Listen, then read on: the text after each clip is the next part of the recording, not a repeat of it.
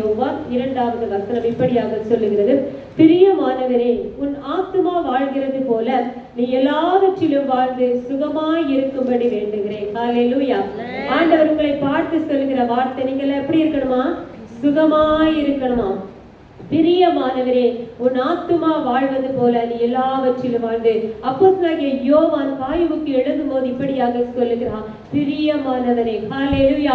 யோவானை குறித்து நாம் பார்க்கிறோம், ஆண்டவருடைய மார்பிலே சாய்ந்திருந்த ஒரு அன்பான சீஷன். ஹல்லேலூயா.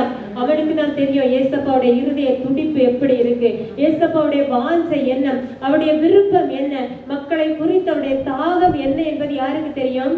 யோவானுக்கு தெரியும். ஏன்னா யோவான் இயேசுவின் மார்பில சாய்ந்திருந்த ஒரு சீடன். அவர் தான் சொல்லுகிறார் கைவை பார்த்து, பிரியமானவரே, உன் ஆத்துமா வாழ்வது போல நீ எல்லாவற்றிலும் வாழ்ந்து சுகமாயிரு. ஹல்லேலூயா. ஆனா இன்னைக்கு நம்ம சுகமாய் இருக்கிறோமா என்று சொல்லி கேட்டா, நம்ம யாரெல்லாம் சுகமா இருக்கிறோம்னா யாருமே கை தூக்க மாட்டோம். அப்படிதானா? எல்லாருக்கும் ஒவ்வொரு சுகவீனம், எல்லாருக்கும் ஒரு பலவீனம். ஆண்டவர் விரும்புகிற காரியம், அவரை ஆராதிக்கிற ஒவ்வொருவரும் எப்படி இருக்கணும்? சுகமாய் இருக்கணும். எப்படி இருக்கணும்? சுகமாய் இருக்கணும் ஆண்டவர் விரும்புகிறார். நாம வேதத்துல நாம் பார்க்கும் பொழுது 12 வருடம் பெரும்பாடுள்ள ஒரு ஸ்திரீயை குறித்து நாம் பார்க்கிறோம். அவளுக்கு ஒரு வேதனை இருந்தது. என்ன வேதனை இருந்தது? பெண்களுக்குரிய ஒரு உதிரப்போக்கு வியாதியினால் அவ பாதிக்கப்பட்டிருந்த. அவளுக்குள்ள ஒரே வேதனை, அவளுக்குள்ள ஒரே தாகம், எப்படியாவது எனக்கு என்ன வேணும்? ஒரு விடுதலை வேணும். மருத்துவர்கள் எல்லாம் பார்க்கிற, வைத்தியசாலைக்கெல்லாம் போய் அவளுக்கு உண்டான எல்லாவற்றையும் விற்று அவள் என்ன செய்கிறான்? மருத்துவ செலவெல்லாம் செய்யறான். அவளுக்கு என்ன இல்லை? விடுதலை இல்லை. அவளுக்கு தெரியும் இனி ஒரே ஒரு மார்க்கம் தான் இருக்கு, அதை பற்றி கொண்டா மாத்திரம் தான் என்ன நடக்கும்? ஒரு விடுதலை நடக்கும். ஹல்லேலூயா. அவன் என்ன செய்தா? ஆண்டவருடைய வஸ்திரத்தின் ஓரம் தெரிச்சுதான் தொட்டான். ஹல்லேலூயா. ஆண்டவர் ஒரே வார்த்தையை சொல்லி சுகப்படுத்தினான், உன் வேதனை நீங்கி சுகமாயிரு. ஹல்லேலூயா. பலவிதமான வேதனைகளோடு ஒருவேளை ஆண்டவருடைய வாழ்க்கையில ஏன் இந்த கஷ்டம்? புதிய வருடத்தை நான் கடந்து வந்து விட்டேன், எனக்கு இன்றைக்காவது இந்த சுகவீனம் மாறாதா? இந்த பலவீனம் மாறாதா? இல்லைன்னு சொன்ன என்னுடைய ஆத்துமாவில் இவ்வளவு பாரம் இருக்கிறதே, இந்த பாரம் எனக்கு மாறாதா என்று சொல்லி ஒருவேளை நீங்கள் கலங்கி வந்திருக்கலாம். உங்களை பார்த்து ஆண்டவர் சொல்லுகிறார், பிரியமானவளே, உன் ஆத்துமா வாழ்கிறது போல நீ எல்லாவற்றிலும் வாழ்ந்து சுகமாயிரு. ஹல்லேலூயா. ஆண்டவருடைய சமூகத்துல நம்முடைய சுகவீனமா இருக்கட்டும், நம்முடைய பாடுகளா இருக்கட்டும், நம்முடைய பலவீனமா இருக்கட்டும், நம்முடைய குடும்ப காரியங்களாக இருக்கட்டும், நம்ம என்ன செய்யணும் தெரியுமா? ஆண்டவருடைய சமூகத்துல போராடி ஜெபிக்கணும். ஹல்லேலூயா. அவருடைய சமூகத்துல நம்ம கண்ணீரை ஊற்றினா நிச்சயமா என்ன உண்டு? ஒரு விடுதலை உண்டு. அடியாளுடைய வாழ்க்கையில நான் அதை தான் செய்வேன். மனுஷர்களிடத்துல நான் யாரிடத்துல ரொம்ப வேண்டப்பட்டு யாரும் ஜெபிக்கிறவங்க கிட்ட நான் ஷேர் பண்ணிருக்கிறேன் தவிர உலக பிரகாரமான மனுஷங்க கிட்ட, பக்கத்து வீடு அப்படியெல்லாம் நான் போய் எதையுமே ஷேர் பண்ணதில்லை. எனக்கு தெரியும் என்னுடைய ஆண்டோடைய சமூகத்துல நான் கண்ணீர் விட்டா ஒரு நாள் விடுதலை உண்டு. ஹல்லேலூயா. இன்றைக்கு நீங்க எவ்வளவு வருஷமா கண்ணீர் விடலாம், எவ்வளவு மாத கணக்கா கண்ணீர் விடலாம். இன்னைக்கு நீங்க ஒரு முடிவெடுத்து ஆண்டோடைய சமூகத்துல நீங்க கண்ணீர் விட்டு பாருங்க, ஆண்டவர் பெருக்கமான ஒரு விடுதலையை கொடுப்பார். ஹல்லேலூயா. அந்த பாவியான ஸ்திரீ என்ன செய்தா? ஆண்டோடைய சமூகத்துல போய் அழுதும் அவருடைய கண்ணீரால இயேசுவின் பாதத்தை நனைத்து தன் தலைமயிரினால் துடைத்தாள் என்று சொல்லி பார்க்கிறோம். ஹல்லேலூயா. தலைமயிரினால் ஏன் துடைத்தாள் தெரியுமா? வேதம் அழகாய் சொல்லுகிறது, ஸ்திரீகள் நீளமாக முடிய வளர்க்கிறது, கூந்தலை வளர்க்கிறது எப்படி இருக்குமா? மகிமையாக இருக்குமா? ஹல்லேலூயா. அந்த மகிமையை கூட அவ என்ன செய்தா? ஆண்டவருக்கு கொடுத்த அன்பான தேவ பிள்ளைகளே, இந்த நாளிலும் அவருக்குரிய மகிமையை நாம் அவருக்கு கொடுத்து, அவருக்குரிய கனத்தை நாம் கொடுத்து, நம்முடைய கண்ணீரால் அவருடைய பாதத்தை நனைக்கும் பொழுது நம்முடைய ஒவ்வொரு சொட்டு கண்ணீரையும் அவர் துருத்தியில வைத்து என்ன செய்வார் தெரியுமா? அதை அளந்து பார்த்து எவ்வளவு கண்ணீர் வைத்திருக்கிறோமோ அதற்கும் அதிகமான பெருக்கமான ஆசீர்வாதங்களை கொடுத்து உங்களை சுகமாய் வாழ்ந்திருக்க பண்ணுவார். ஹல்லேலூயா. சகல மகிமை யாருக்குரியது? அவருக்குரியதா இருக்கிறது. நம்ம வாழ்ந்து சுகமாய் இருக்கணும் அப்படின்னா நமக்குள்ள இருக்கிற ஆத்துமா என்ன செய்யணுமா? சுகமா இருக்கணும். வேதம் அழகாய் சொல்லுகிறது, பிரியமானவரே, உன் ஆத்துமா வாழ்வது போல நீ எல்லாவற்றிலும் வாழ்ந்து. நம்முடைய ஆத்துமா இன்றைக்கு எப்படி இருக்கிறது?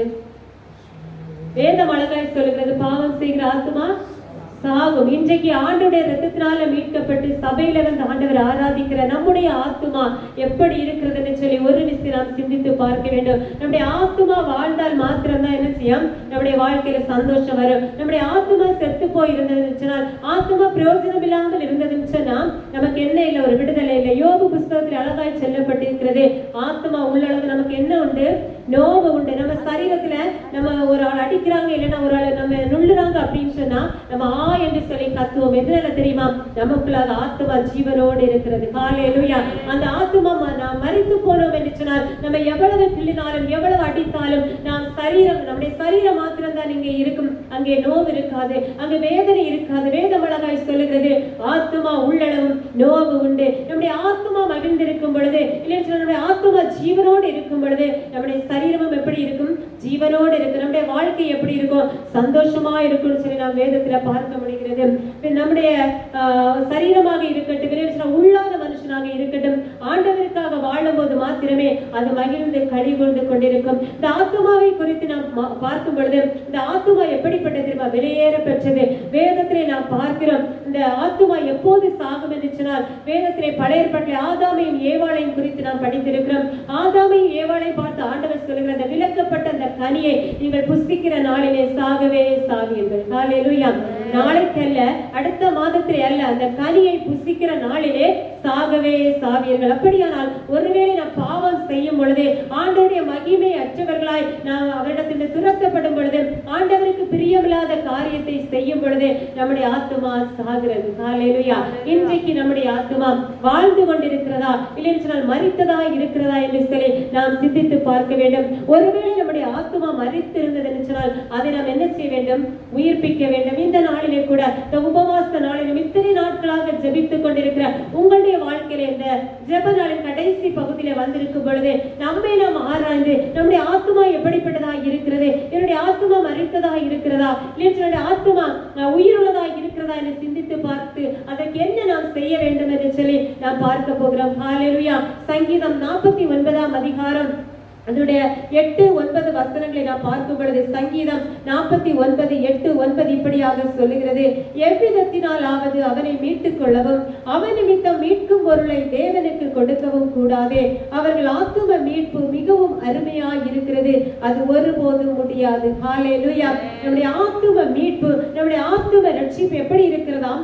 மிகவும் அருமையாய் இருக்கிறதா. நாம் ரட்சிக்கப்படணும்னு சொல்லிதான் நம்முடைய ஆண்டவர் என்ன செய்தாரு? அடிமையின் கோலம் எடுத்து இந்த உலகத்துல வந்து அவருடைய இரத்தத்தை நமக்காக சிந்தி கொடுத்தார். அப்படியானால் ஆத்தும மீட்பு எவ்வளவுதான் நம் உலகத்தை ஆதாயப்படுத்தினாலும், நம்முடைய ஜீவனை நஷ்டப்படுத்தினால் என்ன? ஒண்ணுமே இல்லை. அப்படிதான் எல்லாமே நமக்கு நஷ்டமாக தான் போகும். அப்ப நம்முடைய ஆத்துமா வெளியேற பெற்றதா இருக்கு. நம்முடைய ஆத்துமா, நம்முடைய சரீரம் மரித்து போறது குறித்து கூட நம்ம கவலைப்படக்கூடாது. காரணம், என்னைக்காவது இந்த உலகத்துல நம்ம பிறந்தது உண்டு என்று சொன்னால் மரணம் நிச்சயமாக உண்டு. ஆனால் ஆத்தும மரணம் என்று சொன்னால் நாம் நரகத்துக்கு சென்றவர்களாய் காணப்பட வேண்டும். நாம் நரகத்தில் பங்கடைகிறவர்களாய், ஆண்டவருடைய சமூகத்திலே ஆண்டவரை சென்றடைய முடியாத அந்த தகுதியை இழந்தவர்களாய் நாம் இருக்கிறோம். என்பான தேவ பிள்ளைகளே, அப்படி ஆத்தும மரித்த நிலைமையிலே ஒருவேளை நாம் தெரியாமல் பாவம் செய்திருக்கலாம். ஏதோ ஒரு விதமான பாவம், மன கசப்புகள், வைராக்கியங்கள், சண்டைகள், ஏதோ ஒரு காரியத்தினால ஒருவேளை நம்முடைய ஆத்துமா மரித்து போனது என்று சொன்னால், சில நேரத்துல நம்ம சண்டையே வைக்க கூடாது, நம்ம ஒற்றுமையாக இருக்க வேண்டும் நினைச்சா கூட சில நேரங்களில் சில முறுமுறுப்புகள் குடும்பத்துல வரும், சில சண்டைகள் வரும். அப்பெல்லாம் நம்ம ஆண்டவருடைய சமூகத்தில், ஆண்டவரே நான் தெரிந்தோ தெரியாமல் நான் கோபப்பட்டுட்டேன், இல்லைன்னு சொன்னா எனக்கு எரிச்சல் வந்துச்சு, இல்லைன்னு சொன்னா ஏதோ ஒரு மன கசப்பு வந்துச்சு, வைராக்கியம் வந்துச்சு, ஆண்டவரே என்னுடைய ஆத்துமாவை நீங்க விடுவீங்க, என்னுடைய ஆத்துமா உங்களுடைய சமூகத்திலே, என்னுடைய ஆத்தும மீட்பு அருமையாய் இருக்கிறது என்று சொல்லி அவருடைய சமூகத்திலே நாம் ஜெபிப்போம் என்று சொன்னால் ஆத்தும மீட்பை கொடுக்கதான் அவர் இந்த உலகத்திலே வந்தார். ஹல்லேலூயா. வேதம் அழகாய் சொல்லுகிறது, இந்த ஆத்துமாவை நாம் எப்படி மீட்க வைக்க முடியும், இந்த ஆத்துமாவை எப்படி ஜீவனுள்ளதாய் மாற்ற முடியும், இந்த ஆத்துமா எப்படி சந்தோஷமா இருக்க முடியும் என்று சொல்லி ஒரு சில வார்த்தைகளை நாம் தியானித்து ஜெபித்து முடிக்க போகிறோம். நம்முடைய வேதம் அழகாய் சொல்லுகிறது, பிரியமானவரே உன் ஆத்துமா வாழ்வது போல நீ எல்லாவற்றிலும் வாழ்ந்து சுகமாயிரு. அப்ப இந்த உலகத்துல சுகமாய் இருக்கணும்னா, இந்த உலகத்துல சமாதானமா இருக்கணும்னா, இந்த உலகத்துல ஜெயமுள்ள ஓட்டம் ஓடணும்னா நம்முடைய ஆத்துமா எப்படி இருக்கணும்? சுகமா இருக்கணும். ஹல்லேலூயா. நம்முடைய ஆத்துமா மரித்து போய் ஒருவேளை பாவத்துல இருந்தாலும் சரி, ஏதோ ஆண்டவரை விட்டு தூரம் போகிற காரியமாக இருந்தாலும் சரி, நம்முடைய ஆத்துமா ஆண்டவரை விட்டு தூரம் போனா நம்ம எவ்வளவுதான் ஆராதிச்சாலும், எவ்வளவுதான் பைபிள் படிச்சாலும், எவ்வளவுதான் ஆண்டவருக்காக ஓடினாலும் என்ன இல்ல, பிரயோஜனம் இல்லை. அதனால நம்முடைய வாழ்க்கை சந்தோஷமா நம்ம நினைக்கலாம், ஆண்டவரே நான் ஜெபிக்கிறேன், நம்முடைய ஆலயத்துக்கு நான் ஓடுறேன், உமக்காக நான் கொடுக்கிறேன், எவ்வளவோ பிரயாசப்படுறேன், ஆண்டவரே ஏன் என் வாழ்க்கையில நிம்மதி இல்லை, ஏன் என் வாழ்க்கையில சமாதானம் இல்லை. சில நேரங்கள் ஆண்டவர் சில பாடுகளை அனுமதிப்பார். ஆனா சில நேரத்துல நாம் பாவம் செய்து தேவ மகிமை அற்றவர்களாய் மாறும் பொழுது நம்முடைய ஆத்துமா மரித்து போகிறது. ஹல்லேலூயா. ஆதாம் ஏவாளை குறித்து பார்க்கும் பொழுது அவருடைய ஆத்துமா என்ன செய்து, அவர்கள் விலக்கப்பட்ட கனியை புசித்த உடனே என்ன செய்து, செத்து போயிடுச்சு அப்படிதான். ஆனா 930 வருஷம் ஜீவனோடு இந்த உலகத்துல அவங்க சரீரம் வாழ்ந்து கொண்டிருந்தது. பிரயோஜனம் உண்டா? இல்ல. அவர்களுக்கு அதற்கு பிறகு கூட ஒரு குற்றபோதம், அவர்கள் மன்னிப்பு கேட்டாங்க. அப்படி எதையுமே வேதத்துல நம்ம பார்க்க முடியல. அப்படியான நமக்கு ஆண்டவர் நாம் பாவத்திலிருந்து மீட்கப்பட வேண்டும், நம்முடைய ஆத்தும மீட்பு நமக்கு அவசியம் என்று சொல்லி ஆண்டவர் என்ன செய்தார்? தன்னுடைய ஒரே குமாரன் இந்த உலகத்துக்கு அனுப்பினார். அப்ப நம்ம ஆத்துமாவை எப்படி காப்பாற்றுவது? ஆண்டவரே, ஒருவேளை பாவம் செய்து என்னுடைய ஆத்துமா மரித்து போயிடுச்சு, இல்லையா உண்மை விட்டு நான் தூரம் போயிட்டேன், என்னுடைய ஆத்துமாவை மீட்கிறதுக்கு என்ன வழி என்று சொல்லி ஒருவேளை நீங்கள் ஆண்டவருடைய சமூகத்தில் கேட்பீர்கள் என்று சொன்னால் வேதம் அழகாய் சொல்லுகிறது. லேவியராகமம் 17ஆம் அதிகாரம் அதனுடைய 15வது வசனம். லேவியராகமம் 17:15 இப்படியாக சொல்லுகிறது: மாம்சத்தின் உயிர் இரத்தத்தில் இருக்கிறது, நான் அதை உங்களுக்கு பலிபீடத்தின் மேல் உங்கள் ஆத்துமாக்களுக்காக பாவ நிவர்த்தி செய்யும்படிக்கு கட்டளையிட்டேன். ஆத்துமாவிற்காக பாவ நிவர்த்தி செய்கிறது இரத்தமே. ஹல்லேலூயா. நம்முடைய ஆத்துமாவுக்காக பாவ நிவர்த்தி செய்வது எது? ஆண்டவராகிய இயேசு கிறிஸ்து நமக்காக சிந்தின இரத்தம். ஹல்லேலூயா. ஆட்டுக்குட்டியானவருடைய இரத்தம் நம்முடைய பாவத்திலிருந்து, சகல பாவத்திலிருந்து நம்மை கழுவி சுத்திகரிக்க அது போதுமானதாக இருக்கிறது. ஹல்லேலூயா. ஒருவேளை நம்ம நினைக்கலாம், ஆண்டவரே, நான் இந்த பாவத்தை தெரியாம செய்துட்டேப்பா, என்ன மன்னிக்க மாட்டீங்களா? நான் பலமுறை அந்த பாவத்தை நீங்க கடிந்து கொண்டு நான் செய்துட்டே இருந்தேன்னு சொல்லி ஒருவேளை குற்ற உணர்ச்சியோட நீங்க இருக்கலாம். ஆண்டவர் சொல்லுகிறார், எப்போ நம்ம மனம் திரும்பி அவருடைய சமூகத்துல செபித்தாலும் அவர் நம்மை மீட்கிற தேவனாய் இருக்கிறார். ஹல்லேலூயா. அதற்காக தான் தன்னுடைய மகிமையெல்லாம் விட்டு பிதாவோடு கூட பிதாவுக்குரிய மகிமையில இருக்க வேண்டிய நம்முடைய ஆண்டவராகிய இயேசு கிறிஸ்து அது எல்லாவற்றையும் விட்டு அடிமையின் கோலம் எடுத்து இந்த இடத்துல வந்து இந்த உலகத்துல வந்து பிறந்தார். ஹல்லேலூயா. அவர் பிறக்கும் போது எப்படி பிறந்தாரு? ஒரு ராஜாதி ராஜாவா பிறந்தாரு. அந்த பிளாத்து கூட தெரிந்தோ தெரியாமல எழுதி வச்சுட்டான், யூதருக்கு ராஜா. ஹல்லேலூயா. அதெல்லாம் எடுத்துருங்க. யூதருக்கு ராஜா எழுதக்கூடாதுன்னு சொல்லி போராடினாங்க. என்ன சொன்னா தெரியுமா? நான் எழுதினது. ஹல்லேலூயா. ஒருவேளை நம்முடைய வாழ்க்கையில நம்முடைய ஆண்டவர் சில தலையெழுத்துக்களை நமக்கு எழுதி இருக்கலாம். நீ இப்படிதான் இருக்கணும், இல்லைன்னா நீ இப்படிதான் வாழணும்னு சில எழுத்துக்களை எழுதி இருக்கலாம். அவனுடைய சமூகத்துல ஆண்டவரிடத்துல நம்ம வேண்டிக் கொள்ளும் பொழுது நம்முடைய ஆத்தும மீட்பை குறித்தா இருந்தாலும் சரி, உலக காரியமாக இருந்தாலும் சரி, அவனுடைய சமூகத்துல நம்ம ஜெபிக்கும் போது ஆண்டவர் என்ன செய்வாரு? மனம் மாறுவார். ஹல்லேலூயா. வேதம் அழகாய் சொல்லுகிறது, அவனுக்கு நம்ம கேட்டுட்டே இருக்கும் பொழுது, அவனுக்கு நம்ம கண்ணீர் வடிக்கும் பொழுது அவர் மனம் மாறுவார். அன்பான தேவ பிள்ளைகளே, நம்முடைய ஆத்தும மீட்பு அது மிகவும் விலையேற பெற்றதாக இருக்கிறது. நம்முடைய ஆத்தும மீட்பு, நம்முடைய ஆத்துமாவை மீட்க வேண்டும் என்று சொன்னால், ஆத்துமாவை மீட்டு இந்த உலகத்திலே சந்தோஷமாய் வாழ வேண்டும் என்று சொன்னால், முதலாவது ஒரே ஒரு மார்க்கம் என்னவென்று சொன்னால் ஆட்டுக்குட்டியானுடைய இரத்தம். ஹல்லேலூயா. அது விலையேற பெற்ற இரத்தம். சாதாரண இரத்தம் அல்ல. ஒரு கோழி இரத்தமோ ஒரு ஆட்டு இரத்தமோ எந்த மிருகத்தோட இரத்தமோ அல்ல. பழைய ஏற்பாட்டின் காலத்துல பார்க்கிறோம், ஒரு பாவம் செய்யும் பொழுது ஒரு மிருகத்தை அடிச்சு அதை பலி செலுத்தி அதனுடைய இரத்தத்தை எல்லாரும் தெளிக்கிறாங்க.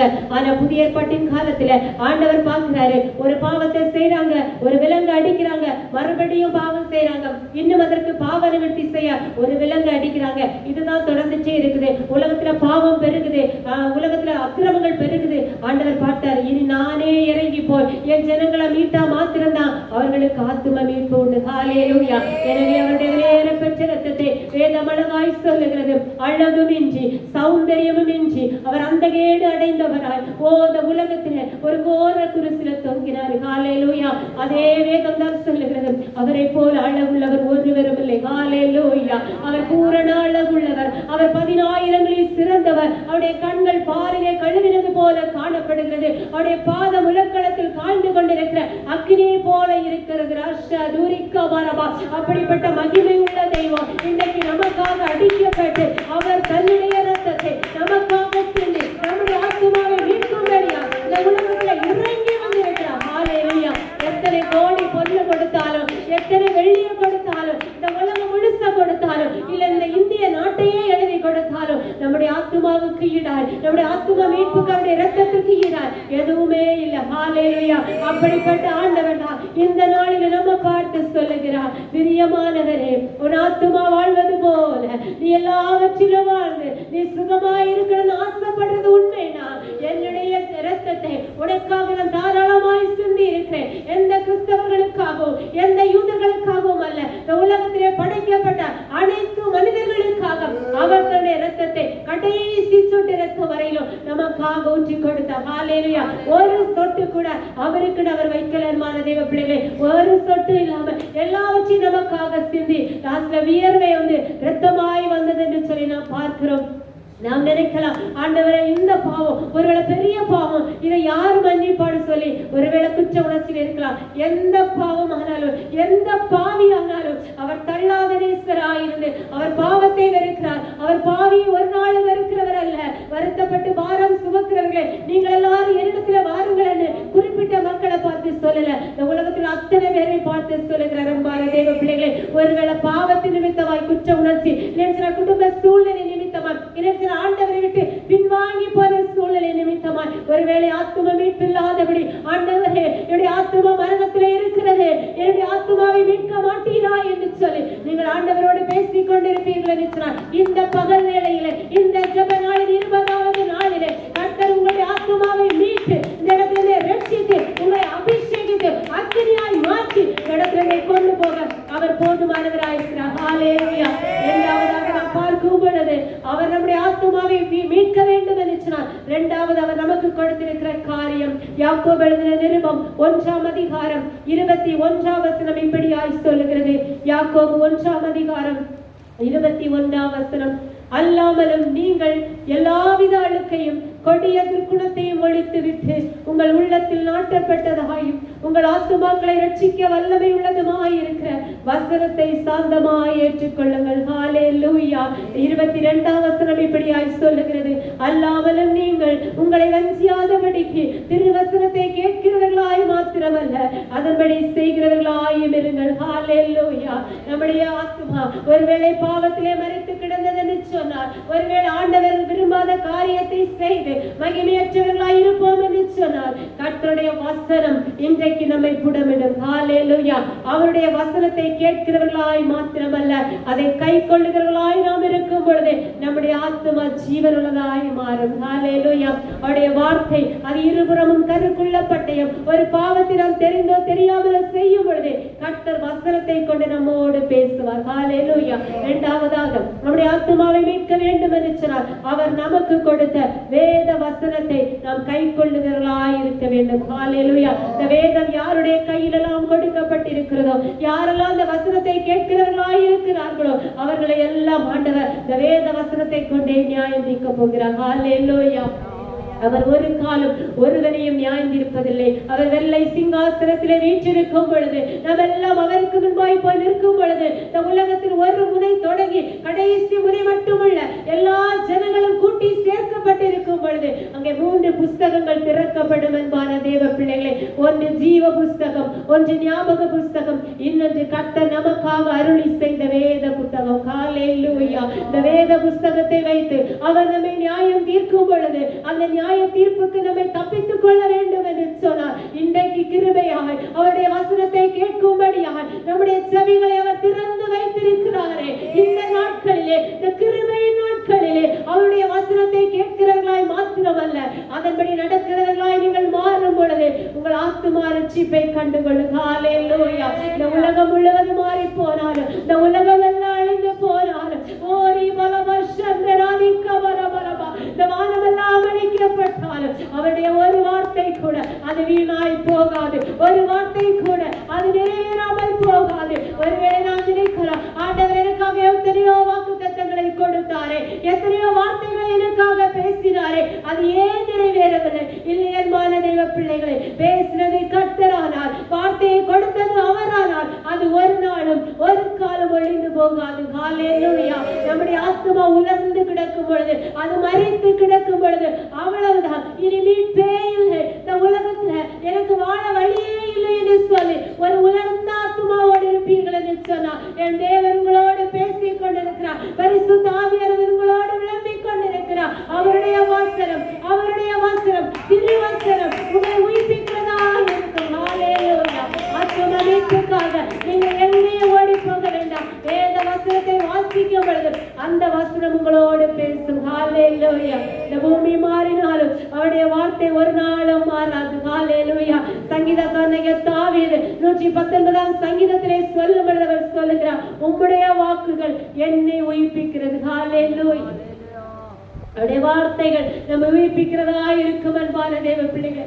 அதுக்கு மருந்து கிடையாது, அதுக்கு மாத்திரைகள் கிடையாது. இன்னைக்கு நம்ம ஆண்டவரை எப்படி பார்த்துட்டு இருக்கோம் தெரியுமா? நம்முடைய கடன் பிரச்சனைகளை தீர்க்கிற ஒரு பைனான்ஸ் மினிஸ்டராக பார்த்துட்டு இருக்கோம். நம்முடைய வியாதியை அவர் தொட்டா குணமாகும் என்று சொல்லி ஒரு மருத்துவராய் மாத்திரம் நான் பார்த்து கொண்டிருக்கிறோம். நானும் நீங்களும் ஆராதிக்கிற ராஜாதி ராஜாவாகிய நம்முடைய ஆண்டவராகிய இயேசு கிறிஸ்து அவர் வார்த்தைகளை கொண்டு நம்மை குணமாக்க மாத்திரமல்ல, நம்முடைய ஆத்துமாவை ரட்சிக்க அவர் வல்லமை உள்ளவராய் இருக்கிறார். ஹல்லேலூயா. அவர் அநேக இடங்களிலே அவர் மலை பிரசங்கங்களை சொல்லிவிட்டு அங்கே வரும்பொழுது நாம் பார்க்கிறோம், அவர் அநேக உபதேசங்களை கொடுக்கிறதை பார்க்கிறோம். ஒரு ஆத்துமா கூட கெட்டு போயிடக்கூடாது. அன்னைக்கு எவ்வளவோ ஜனங்கள் எவ்வளவோ கிலோமீட்டர் தொலைவில் நடந்து போய் அவனுடைய வார்த்தைகளை கேட்டாங்க. இன்றைக்கு நான் வார்த்தைகளை கேட்கிறதுல நிர்விசாரமாய் இருக்கிறோமா, இல்லை வார்த்தைகளை கேட்பதற்காக ஓடி ஓடி போகிறோமா என்று சொல்லி நமக்கு நாமே சிந்தித்து பார்க்க வேண்டும். கர்த்தருடைய வசனம் நம்மை புடமிடுகிறதா இருக்கிறது. ஹல்லேலூயா. நம்முடைய ஆத்துமா மீட்பு பெறணும்னா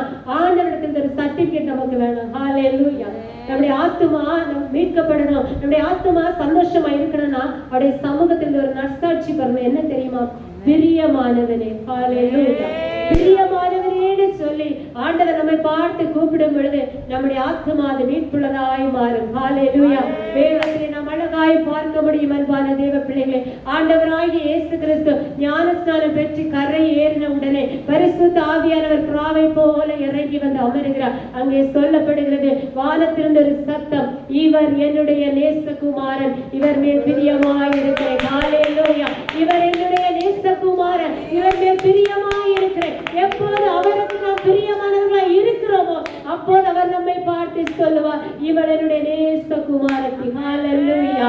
ஏனோக்கை குறித்து வேதம் அழகாய் சொல்லுகிறது, ஏனோக்கு தேவனோடு சஞ்சரித்துக் கொண்டிருந்தார், நோவா தேவனோடு சஞ்சரித்துக் கொண்டிருந்தார். இந்த ஏனோக்குடைய வாழ்க்கையில ஏனோக்கு எடுத்துக்கொள்ளப்படுகிறதற்கு முன்பதாக அவர் நற்சாட்சி பெற்றவனாய் காணப்பட்டார். எப்படி தெரியுமா?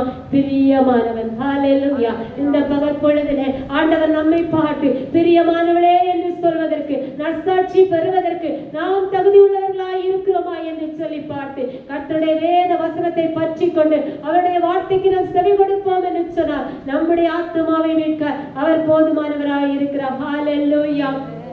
அவருடைய வசனம் நம்மை தேற்றுகிறதா இருக்கிறது, வாழ வைக்கிறதா இருக்கிறது, மீட்கிறதா இருக்கிறது. அடுத்ததாக ஆத்தும மீட்பு பெற வேண்டும் என்று சொன்னார். நம்முடைய ஆத்துமா மீட்பு பெற வேண்டும் என்று சொன்னார். அதன் மூலமாக நம்முடைய வாழ்க்கை சுகமாய் இருக்க வேண்டும் என்று சொன்னார். மூன்றாவது கர்த்தர் சொல்லுகிற வார்த்தை சங்கீதம் 63 அதிகாரம் 1 முதல் வார்த்தைகளை நாம் வாசிக்கும் பொழுது, சங்கீதம் 63 1 முதல் நாம் பார்க்கும் பொழுது, தேவனே நீர் என்னுடைய தேவன், அதிகாலமே உம்மை தேடுகிறேன், வறண்டதும் விடாய்த்ததும் தண்ணீரற்றதுமான நிலத்திலே என் ஆத்துமா உம்மேல் தாகமாய் இருக்கிறது. ஹல்லேலூயா. நம்முடைய ஆத்துமா மீட்பு பெற வேண்டும் என்று சொன்னார். நம்முடைய ஆத்துமா சுகமாய் வாழ வேண்டும் என்று சொன்னார். அடுத்ததாக வேதம் அழகாய் சொல்லுகிறது, அதிகாலையிலே கர்த்தரை தேட வேண்டும். ஹல்லேலூயா.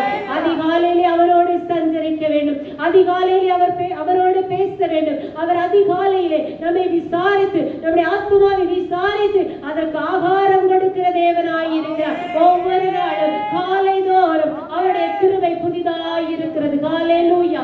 அதிகாலையில் அவரை தேடி அவரோடு கூட நாம் உலாவும் பொழுது, அவரோடு கூட நாம் வாழும் பொழுது நம்முடைய ஆத்துமா எப்பொழுது உயிர் பெற்றதால் அது ஜீவனோடு இருக்கிறது நாம் பார்க்க முடிகிறது. ஹல்லேலூயா.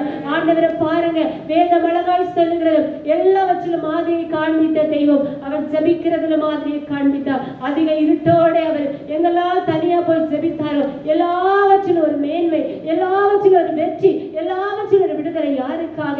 எல்லாம் நமக்காக. அவரே ஜெபிக்கிறார் என்று சொன்னார். பாவிகளிலும் பிரதான பாவிகளாய் இருந்து அவருடைய இரத்தத்தினால மீட்கப்பட்டு இன்றைக்கு அப்பா பிதாவே என்று சொல்லி கூப்பிடத்தக்கதாக புத்திர சுவிகாரத்தின் ஆவியை பெற்று நாம் ஒவ்வொரு நாளும் விழித்திருந்து அதிகாலையில் அவரோடு கூட சஞ்சரிக்கிறவர்களாய், அதிகாலையில் அவரோடு கூட ஜெபிக்கிறவர்களாய் நாம் மாறும் பொழுது நம்முடைய ஆத்துமாவுக்கு தோய்வே இருக்காது. ஹல்லேலூயா. நம்முடைய ஆத்துமா ஒரு நாளும் மரித்து போகாது. ஹல்லேலூயா.